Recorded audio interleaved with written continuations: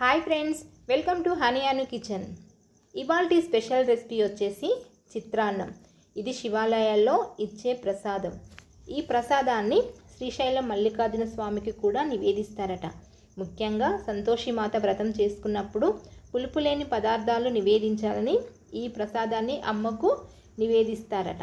ఈ ప్రసాదం వేర్వేరు ప్రాంతాలను బట్టి మార్పులు చేర్పులు ఉంటాయి, కానీ కొందరు కొన్ని వేస్తే మరికొందరు ఇంకొన్ని వేస్తారు. ఏది ఎలా ఉన్నా ఇది ఒక గొప్ప రుచిగల ప్రసాదం. ఇది ఎలా తయారు చేయాలనేది ఈ వీడియోలో చూసేద్దాం. ముందుగా ఒక కడాయి పెట్టేసుకొని హాఫ్ కప్పు వచ్చేసి వరకు రైస్ తీసుకోండి. రైస్ తీసుకొని లో ఫ్లేమ్లోనే బియ్యం అనేది తెల్లగా అయ్యే వరకు వేంపుకోండి. ఇలా తెల్లగా అయిన తర్వాత శుభ్రంగా వాటర్ అనేది పోసుకొని కడిగి పెట్టేసుకోండి.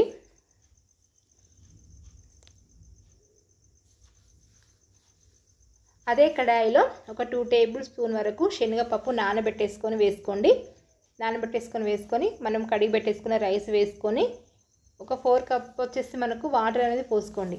1 కప్పు మనకు రైస్కు 4 కప్పు వాటర్ అనేది కరెక్ట్గా సరిపోతుంది. మనకు టేస్ట్ తగ్గట్టు సాల్ట్ కూడా వేసుకొని మూత పెట్టేసుకొని మనము రైస్ ఏ విధంగా ఉడికించుకుంటామో సేమ్ అదే విధంగా ఉడికించుకోండి.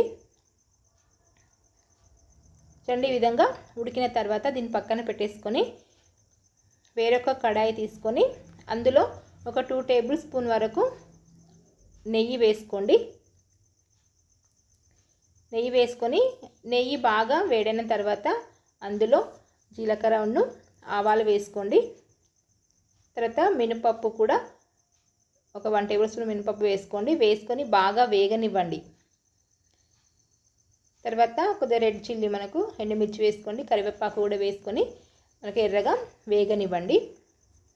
మీకు నచ్చితే కొద్దిగా ఇంగువ కూడా వేసుకోండి. ఇంగువ వేసుకుంటే కూడా ప్రసాదం అనేది చాలా టేస్టీగా ఉంటుంది. తర్వాత ఒక 2 టేబుల్ స్పూన్ వరకు క్యాషూ నట్స్ వేసుకోండి. 1/2 కప్పు వచ్చేసి మనకు కొబ్బరి తురుము వేసుకోండి. మనకు పచ్చి కొబ్బరి తురుము ఉంటుంది కదా, అది వేసుకోండి బాగా వేయింపుకోండి. వేసుకొని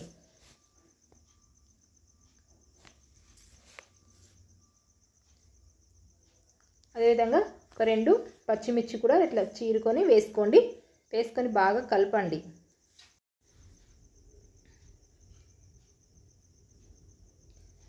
ఇలా బాగా కలిపిన తర్వాత స్టవ్ ఆఫ్ చేసేసుకొని మనం తీసుకున్న అన్నంలోకి వేసి కలిపేయండి. ఇది చాలా త్వరగా అయిపోయే చిత్రాన్న ప్రసాదం. కొన్ని ప్రాంతాల వారు దీన్ని పులిహోర అని కూడా అంటారు, కొన్ని ప్రాంతాల వారు చిత్రాన్నం కూడా అని అంటారు.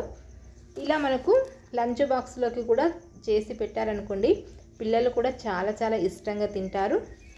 అంతే, చాలా సింపుల్గా శివప్రసాదం అంటే మనకు శివాలయాల్లో ఇచ్చే ప్రసాదం అనేది మనం ప్రిపేర్ చేసుకున్నాం కదా.